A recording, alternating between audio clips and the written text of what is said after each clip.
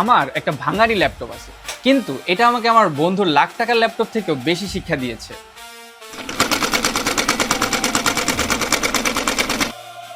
2016-17 সালের দিকে নটরডেম কলেজে চান্স পাওয়ার পর আমার বাবা আমাকে এই ল্যাপটপটা কিনে দেয়। এত বছর পরও এটা মোটামুটি এখনো সচল অবস্থায় আছে, যদিও মাঝখানে র্যাম এবং এসএসডি লাগানো হয়েছিল, কিন্তু তারপরও আমার মোটামুটি টুকটাক সবগুলো ভিডিও এখানে এডিট করা হয়।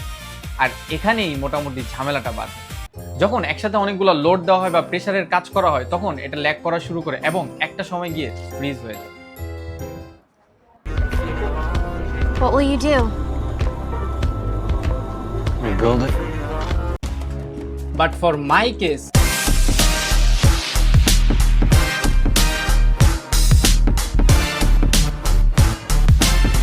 and boom, এটা আবার ওয়ার্কিং কন্ডিশনে ফেরত চলে আসে।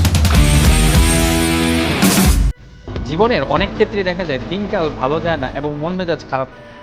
কিন্তু তারপরও এই কাজের মাধ্যমে আমাদেরকে আবার ওয়ার্কিং কন্ডিশনে ফেরত আনে।